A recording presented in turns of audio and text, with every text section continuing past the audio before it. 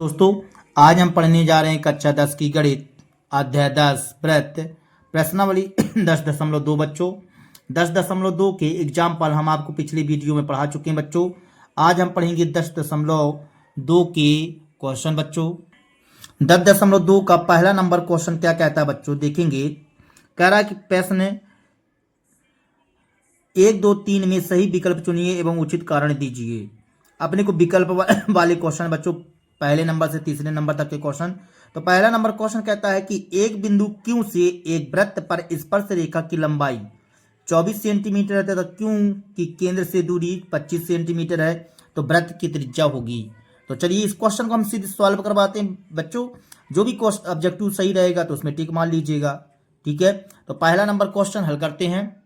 तो हमें पहले नंबर क्वेश्चन में बोला गया है कि किसी एक वृत्त पर, तो चलो बच्चों आगे हम एक काम करते हैं, इस पर एक वृत्त बनाते हैं। तो देखेंगे वृत्त, आपको वृत्त बच्चों सुइया से बनाना है, ठीक है। तो हमने यहां पास एक वृत्त बनाया जिसका केंद्र ओ मान लेते हैं। जिसका केंद्र क्या मान लेते हैं? ओ मान लेते हैं। तो हमें यहां दिया गया है, लिख लेते हैं कि ओ केंद्र वाले वृत्त में, ओ केंद्र वाले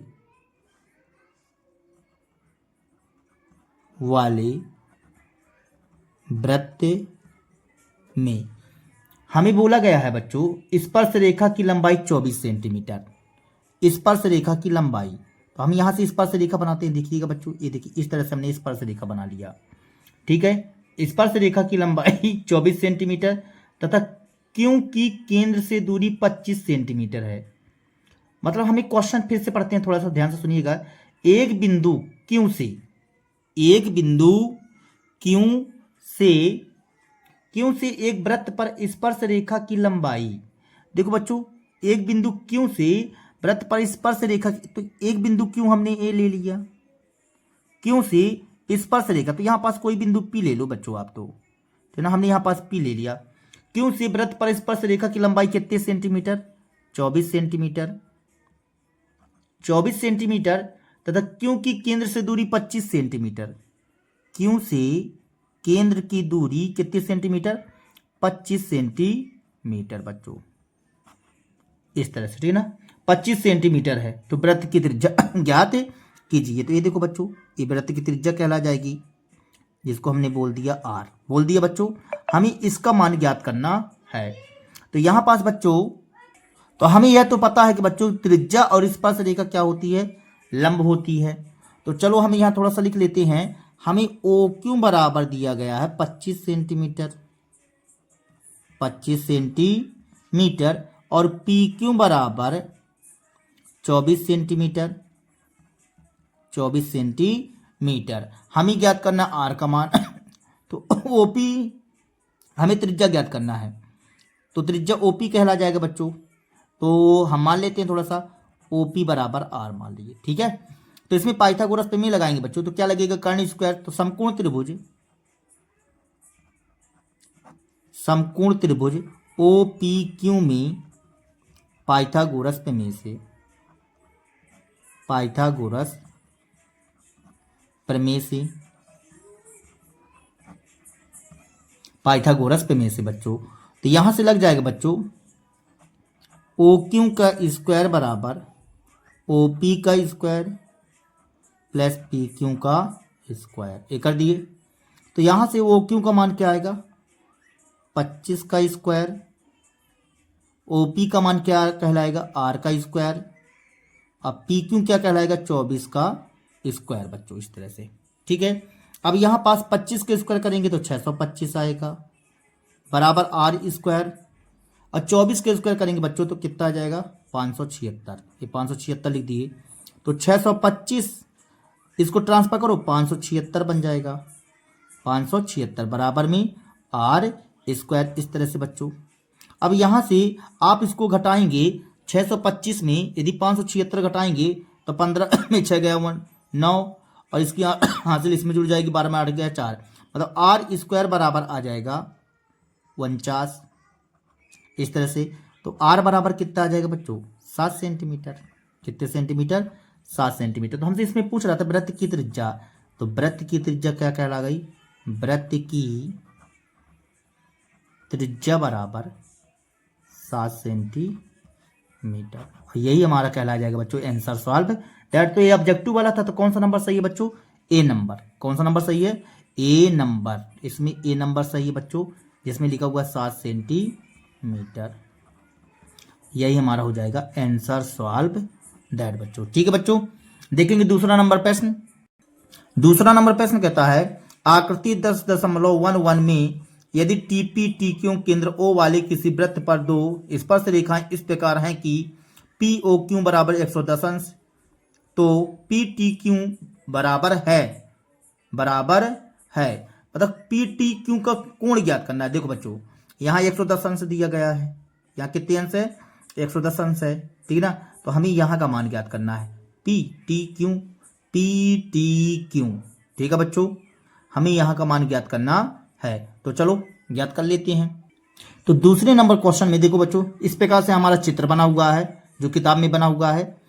तो हमने यहाँ लिख लिया है, दिया है ओ केंद्र वाले वृत्त में दो स्पर्श रेखाएं टीपी तथा टीक्यू हैं, पी ओ क्यू बराबर 110 अंश, पी टी क्यू का मान हमें ज्ञात करना है, यहाँ का मान हमें ज्ञात करना है बच्चों। ठीक है, अभी बताओ त्रिज्या जो होती है स्पर्श रेखा पर क्या होती है? लंब होती है। यहाँ 90 अंश रहेगा, तो लिख देते हैं। चलो त्रिज्या जो होती है यहाँ लिख दीजिए, त्रिज्या स्पर्श रेखा पर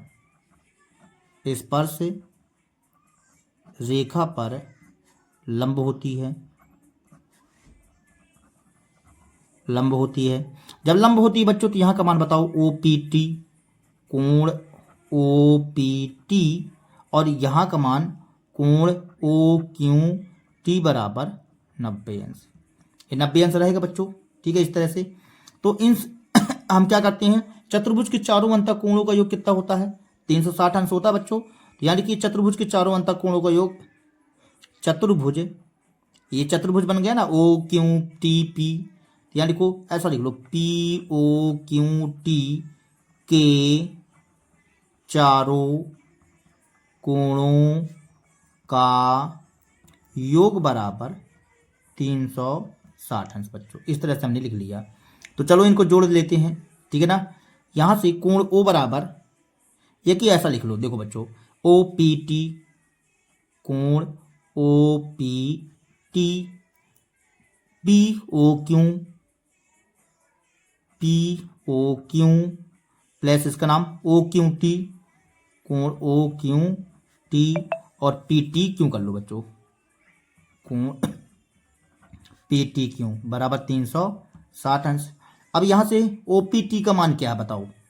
ओ पी टी ये बताए हो ना, ओ पी टी का मान 90 अंश, यहाँ 90 लिख दिए।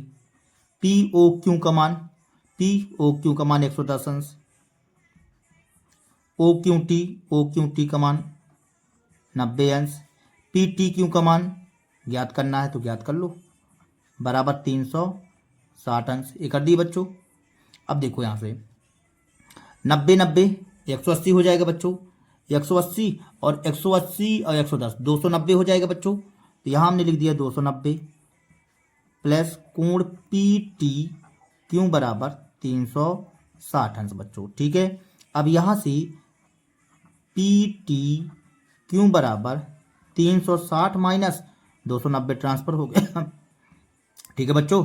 तो यहाँ से कोण पी टी क्यू बराबर 360 में आप 290 घटा दो बच्चों, कितना बच जाएगा? 70 अंश, 9 7 16, ठीक है, तो 70 अंश। अब बताओ बच्चों 70 अंश कौन से नंबर में दिया हुआ है? 70 अंश दिया है बच्चों बी नंबर में। कौन से नंबर में? तो बी नंबर में, तो हम यहाँ लिख देंगे बी नंबर ऑब्जेक्टिव हमारा क्या है? सही है, और यही कहला जाएगा हमारा आंसर सॉल्व दैट बच्चों, इस तरह से, ठीक है। आप देखेंगे तीसरा नंबर प्रश्न कहता है बच्चों, यदि एक बिंदु P से O केंद्र वाले किसी वृत्त पर PA PB स्पर्श रेखाएं परस्पर 80 अंश के कोण पर झुकी हो तो POA के बराबर है। 50 अंश, 60 अंश, 70 अंश, 80 अंश, तो किसके बराबर है हमें ये बताना है। तो चलिए इस क्वेश्चन को सॉल्व कर लेते हैं तो पता चल जाएगा। तो यहां पास बच्चों हमें दिया है कि O केंद्र वाले वृत्त में PA तथा PB दो स्पर्श रेखाएं हैं। तो चलो हमने एक वृत्त बना लिया, यहां पास O केंद्र है, O क्या कहला गया? केंद्र कहला गया। अब इसके बाएं बिंदु में हम बिंदु P लिए लेते हैं, बिंदु P ले लिए मान लीजिए। अब यहाँ से दो स्पर्श रेखाएं बना दो, एक स्पर्श रेखा ये बन गई और दूसरी स्पर्श रेखा ये बन गई। ठीक है बच्चों, तो यहाँ नाम दे दो आप, यहाँ ए नाम दिए दीजिए और यहाँ पास क्या नाम दिए देते हैं, बी नाम दे दिए बच्चों। अब पढ़ते हैं क्वेश्चन। कहता है कि बिंदु P से O केंद्र वाली किसी वृत्त पर PA PB स्पर्श रेखाएं परस्पर 80 अंश के कोण पर झुकी हुई हैं।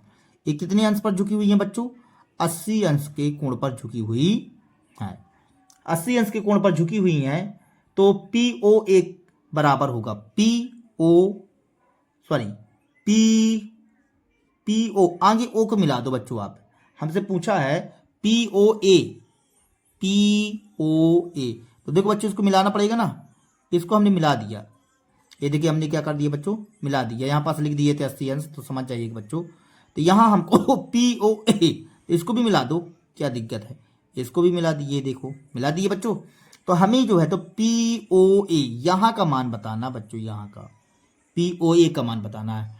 तो एक बात बताइए, त्रिज्या जो होती है इस पर क्या होती है, स्पर्श रेखा पर लंब होती है, इस पर भी लंब होती है। ठीक है ना, ये कर दिए। आगे एक काम कीजिए, आप AOB का मान ज्ञात कर लो, फिर आधा कर दीजिएगा। जब आधा कर देंगे आप तो यहाँ का मान आ जाएगा। तो यहाँ लिखते हैं कि इस तथा ये स्पर्श रेखाएं जो 80 अंश पर झुकी हुई हैं, 80 अंश के कोण पर, ऐसा लिख दो, कोण पर झुकी हैं, इस तरह से बच्चों। ठीक है ना, तो हमें किसका मान ज्ञात करना है, ज्ञात करना है। क्या ज्ञात करना बच्चों, कोण POA का मान ज्ञात करना है। तो देखो बच्चों यहाँ 90 रहेगा, तो थोड़ा सा लिख लेते हैं कि स्पर्श रेखा त्रिज्या पर क्या होती है, लंब होती है, या कि इस त्रिज्या जो होती है, त्रिज्या स्पर्श रेखा पर लंब होती है।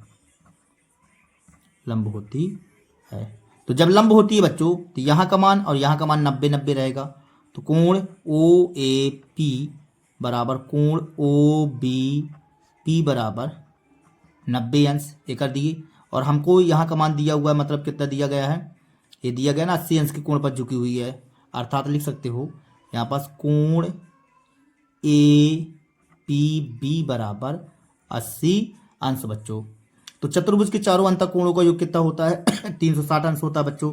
देखिए हम यहाँ पास क्या करते हैं, इनको जोड़ते हैं, कोण OAP प्लस कोण OBP प्लस इसका नाम कोण AOB प्लस APB बराबर 360 अंश। ठीक है, इसका मान कितना है 90 अंश, इसका भी मान 90 अंश। AOB का मान ज्ञात करना है अभी, AOB और APB का मान 80 अंश। ठीक है बच्चों, बराबर 360 अंश। अब यहाँ से इसको जोड़ेंगे तो कितना हो जाएगा, 9 दूनी 18, 8 दूनी 16, 260 अंश बच्चों। ठीक है ना, तो ये 260 हो गया, प्लस कोण AOB बराबर 360 अंश। अब यहाँ से कोण AOB बराबर 360 माइनस 260 बच्चों, तो यहाँ से आ जाएगा कोण AOB बराबर कितना आ जाएगा बच्चों, 100 अंश। कितने अंश, 100 अंश, ये आ गया बच्चों। अब देखिए 100 अंश आ गया। अब 100 का यहाँ पास हमको यहाँ का मान बताना है ना, तो देखो ये त्रिभुज क्या हो जाएंगे, समरूप हो जाएंगे, समकोण कर्ण भुजक के नियम से बच्चों। जब अपन ये इसको AP बराबर BP सिद्ध करवाए थे ना, तो इसको सर्वांग सम करवाए थे। जब सर्वांग सम करवाए थे तो ये आपस में कोण क्या हो जाएंगे, बराबर हो जाएंगे। तो यहाँ से हम क्या करेंगे, इसका मान ज्ञात करना है, इसका मान ज्ञात करना, तो इसका आधा हो जाएगा। तो यहाँ से आ जाएगा बच्चों हमारे पास AOP का मान बताना था, मतलब POA का मान बताना था। POA बराबर आ जाएगा हमारे पास 100/2, 100/2। ऑब्जेक्टिव है तो ऑब्जेक्टिव टाइप में वो यहाँ का सर्वांग सम साबित नहीं करवा रहे हैं बच्चों। ठीक है ना, हम POA का मान निकाल रहे हैं। तो POA बराबर आ जाएगा हमारे पास कितना, 50 अंश। ये आ गया 50 अंश। तो 50 अंश आ गया बच्चों। कौन सा नंबर सही है, A नंबर सही है बच्चों, A नंबर 50 आंसर ए, इस तरह से आंसर सॉल्व दैट। तो इसमें ए नंबर में टिक मार लेना है बच्चों। ठीक है, देखेंगे अगला प्रश्न। चौथा नंबर प्रश्न कहता है बच्चों, सिद्ध कीजिए कि किसी वृत्त के किसी व्यास के सिरों पर खींची गई स्पर्श रेखाएं समांतर होती हैं। फिर से पढ़ो क्वेश्चन को जरा। सिद्ध कीजिए कि किसी वृत्त के किसी व्यास के सिरों पर खींची गई स्पर्श रेखाएं समांतर होती हैं। बहुत अच्छा क्वेश्चन है और सरल भी है। ठीक है, क्योंकि देखिए व्यास के सिरों पर खींचोगे आप तो त्रिज्याएं कहलाएंगी, त्रिज्याएं कहलाएंगी तो दोनों 90-90 की रहेंगी बच्चों। और 90-90 की रहेंगी तो जब एक ही कोण बना रहे हैं तो एकांतर कोण या संगत कोण के माध्यम से वो आपस में क्या हो जाएंगी, समांतर हो जाएंगी बच्चों। तो चलिए हम इस क्वेश्चन को सॉल्व करके बताते हैं। तो हमें यहां बोला गया है कि किसी वृत्त पर तो आगे आप बच्चों एक वृत्त बनाओ। क्या बनाएंगे आगे? एक वृत्त। तो चलिए एक वृत्त बना लेते हैं। इस तरह से बच्चों हमने एक वृत्त बनाया। आपको सुइया से बनाना है बच्चों, ठीक है ना। अब इस वृत्त पर क्या कहता है, किसी व्यास, क्या बोला है, व्यास के सिरों पर। तो चलो आगे हम क्या कर लेते हैं, एक यहां पास हम व्यास खींच लेते हैं। ये हमने व्यास खींच लिया। ठीक, ये व्यास खींच गया जिसका केंद्र क्या है बच्चों, वो है। इस तरह से इस व्यास का नाम दिए देते हैं ए बी, नाम दे दिए बच्चों ए बी। अब इसके सिरों पर आप दो रेखाएं खींचो, मतलब दो स्पर्श रेखाएं। तो चलो खींच लेते हैं, क्या दिक्कत है।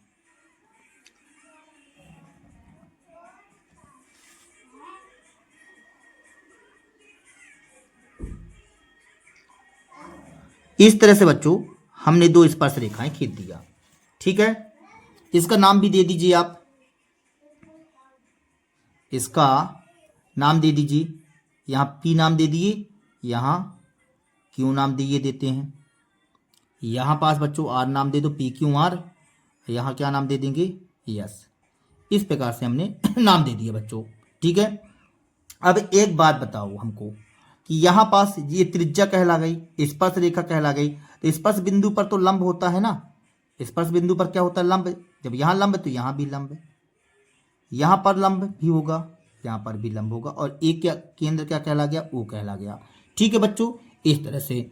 तो यहां पास एकांतर कोण के नियम से हम इसको बहुत जल्दी स्पीड गति से सिद्ध कर सकते हैं। देखो, जब एकांतर कोण आपस में बराबर हो ना बच्चों, तो एकांतर कोण तभी बराबर होते जब रेखाएं समांतर होती हैं। तो यहां पास हम लिखते हैं दिया है, या कि मान लीजिए कि ए बी व्यास है, यहां पास ऐसा, यहां पास लिखिए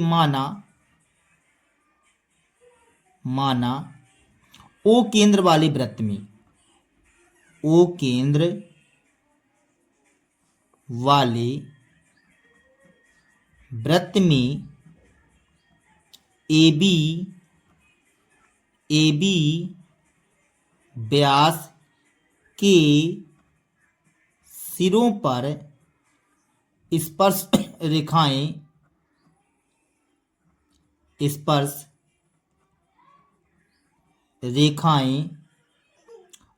पी क्यू तथा आर एस है,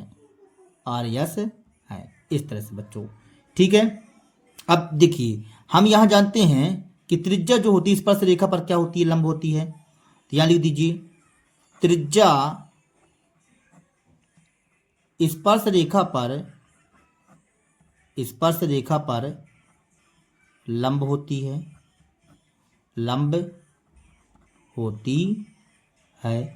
तो जब लंब होती है तो यहां इसका मतलब ये हो गया कि ओ ए जो है लंब होगा आर एस पर, होगा बच्चों, ओ ए लंब होगा आर एस पर।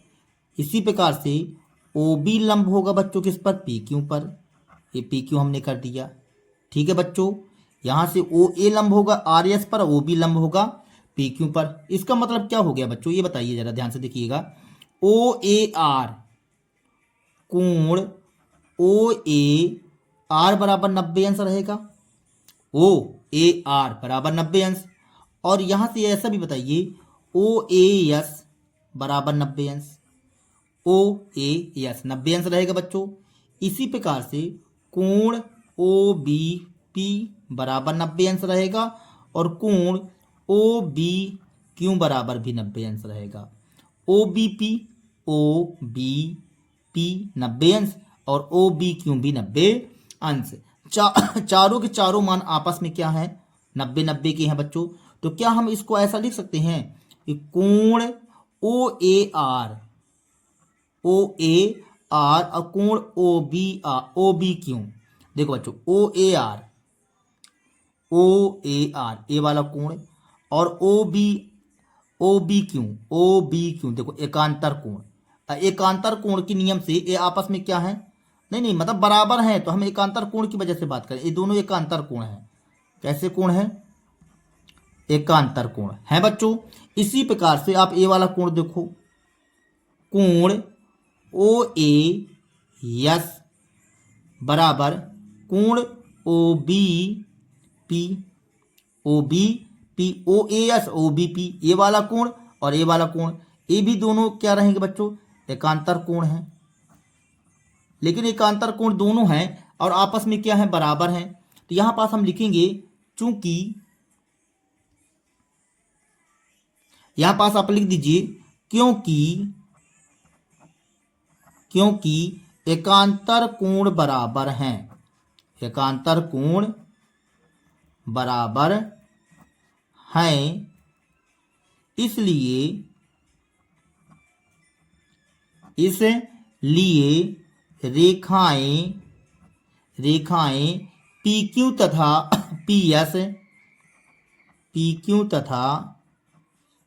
पी एस समांतर होंगी।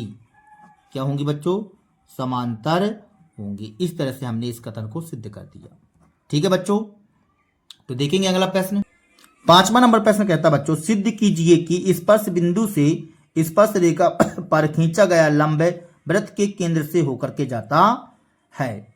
ध्यान से बच्चों इस क्वेश्चन को पढ़ना है और समझना है। सिद्ध कीजिए कि स्पर्श बिंदु से स्पर्श रेखा पर खींचा गया लंब वृत्त के केंद्र से होकर के जाता है। बात समझ में आई? इसको हमको सिद्ध करना है कि लंब वृत्त के केंद्र से ही होकर के जाता है। तो चलिए इस क्वेश्चन को सॉल्व करते हैं। तो चलो बच्चों इस क्वेश्चन को सॉल्व करते हैं। 5वां नंबर क्वेश्चन। तो आगे आप एक वृत्त बनाइए बच्चों।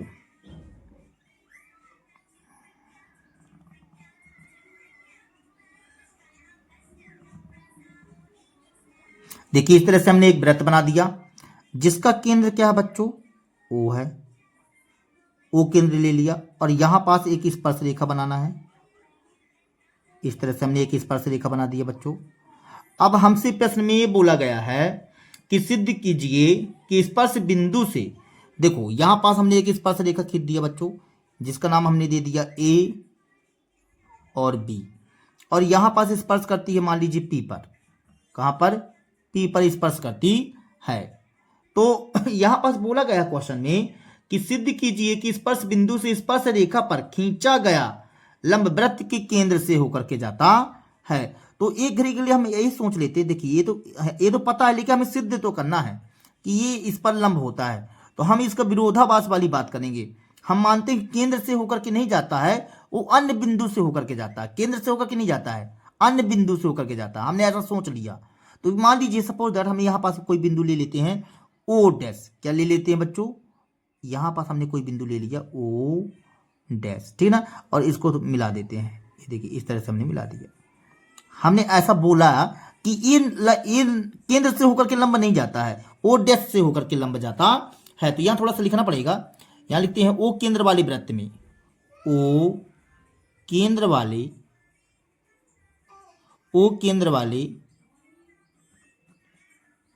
वृत्त में स्पर्श रेखा ए बी, स्पर्श रेखा ए बी वृत्त को बिंदु पी पर स्पर्श करती है, इस तरह से बच्चों हमने यहां पास लिख दिया कि एक स्पर्श रेखा है जो वृत्त को कहां पास स्पर्श करती है बच्चों, पी पर स्पर्श करती है, ठीक है ना। अब यहां पास थोड़ा सा आपको इसके विपरीत मान लेना है। क्या मान लेना है, विपरीत मान लेना है। यहां पास लिखिए मान लीजिए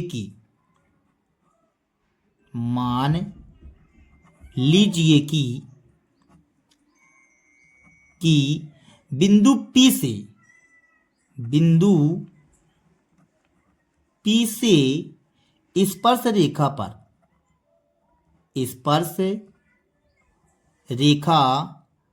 पर खींचा गया लंब वृत्त के केंद्र O से होकर नहीं जाता। हमने ऐसा मान लिया कि O से होकर के नहीं जाता है, ठीक है ना। तो आपने ऐसा मान लिया O से होकर के नहीं जाता है, बल्कि यह एक और बिंदु O डैश से होकर जाता है। हमने ऐसा मान लिया, ठीक है बच्चों, कि O डैश से होकर के जाता है, इससे होकर के नहीं जाता है, ठीक है बच्चों। और यहां पास लिख दीजिए कि OP तथा O डैश को मिलाया, OP और O डैश P को मिलाया, इस तरह से बच्चों, ठीक है।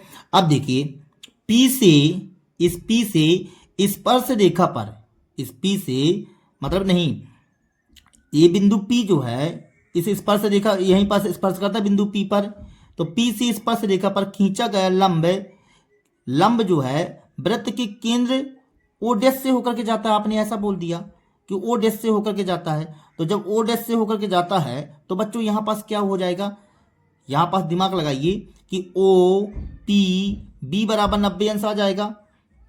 तो यहां हम लिखते हैं थोड़ा सा कि आप यहां बोल दिए कि O डैश से होकर के जाता है, तो यहां से क्या हो जाएगा, कोण O डैश PB बराबर 90 अंश, ऐसा रहेगा बच्चों, ठीक है ना। O डैश PB बराबर 90 अंश, जबकि हम जानते हैं, ठीक है ना, हम जानते हैं कि क्या जानते हो बच्चों, कि त्रिज्या जो होती है स्पर्श रेखा पर क्या होती है, लंब होती है। हम जानते हैं कि त्रिज्या स्पर्श रेखा पर लंब होती है, तो लंब होती है बच्चों, त्रिज्या तो ये है ना, त्रिज्या ये थोड़ी है, त्रिज्या तो ये है। तो जब लंब होती है इसका मतलब OPB बराबर 90 अंश, ये देखो ये 90 अंश। एक काम कीजिए, आप इसे समीकरण फर्स्ट दे दीजिए और इसे समीकरण सेकंड नाम दे दो बच्चों। तो अब हम यहां से क्या करते हैं कि देखिए समीकरण 1 एवं समीकरण 2 से, सर जब ये 90 अंश तो ये भी 90 अंश, तो जब राइट बराबर तो लेफ्ट क्या हो जाएगा, बराबर हो जाएगा बच्चों। समीकरण फर्स्ट एवं सेकंड से, तो फर्स्ट एवं सेकंड से, तो इसका लेफ्ट बराबर आ जाएगा, राइट बराबर, तो O डैश PB बराबर कोण OPB, ऐसा आ जाएगा बच्चों। अब बात आती है चित्र में, चलो देखो बच्चों, हम कहते तुम यहां ना बनाते ना, इसी के ऊपर थोड़ी बना दोगे, यहां कहते यहां बना दोगे, कहीं तो बनाओगे बिंदु आप। तो ये बताइए चित्र से आपको क्या पता चलता है, ठीक है ना, चित्र से आपको क्या पता चलता है। अब हमें चित्र से ये पता चलता है कि सर ये वाला कोण तो छोटा है इसकी अपेक्षा, मतलब OPB की अपेक्षा। O डैश, इसको O डैश को थोड़ा सा अच्छे से बना देते हैं। हमको चित्र से क्या पता चलता है, चित्रानुसार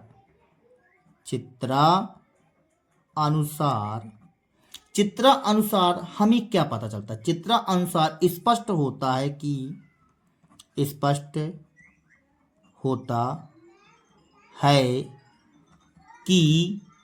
अब यहां से हम इस चित्र से ये पता चलता है कि सर कोण O डैश PB क्या है, छोटा है किससे, कोण OPB से। ध्यान से देखो बच्चों, O डैश PB इसका कोण A कहलाया ना, और इसका कोण तो A है, तो इसको तो ज्यादा चाप आ रहा है, तो ये वाला कोण तो छोटा होगा ना इससे, OPB से, तो हमने वही चीज लिख दिया, ठीक है ना।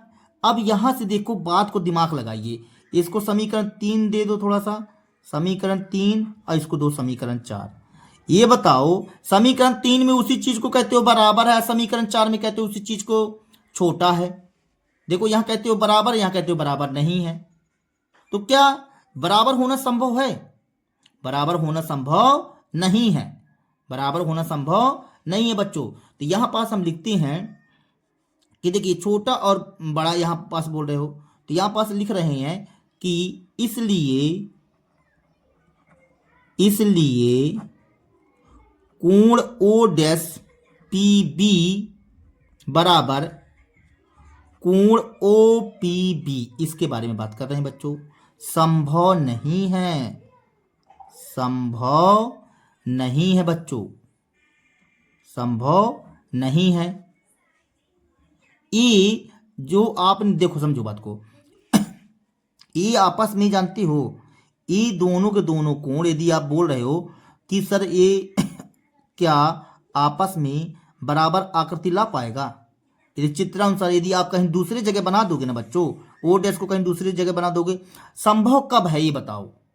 संभव तब होगा बराबर कि सर जब यह ओ डैश इसी में समा जाए, ओ डैश इसी में समा जाए तभी संभव हो सकता है, वरना संभव नहीं हो सकता है। तो जब ओ डैश इसी में समा जाएगा तो इसका मतलब सर जी आप केंद्र को ओ डैश बोल दिए फिर, तो बिल्कुल यही तो बोलना चाहते हैं कि केंद्र से होकर के जाता है बच्चों। कहां से होकर के जाता है? केंद्र से होकर के जाता है। ये तभी संभव है, लिख दो बच्चों, ये तभी संभव है, संभव है जब ओपी और ओ डैश पी, ओपी और ओ डैश पी, जो अभी आपने बोला ना बच्चों, वही चीज को हिंदी में लिखे देते हैं। ओपी और ओ डैश पी संपाती रेखाएं हों। क्या हों? संपाती रेखाएं हों, संपाती रेखाएं हों बच्चों, मतलब एक दूसरे में समाहित हो। इसलिए अब हम कह सकते हैं, इसलिए P से स्पर्श रेखा पर खींचा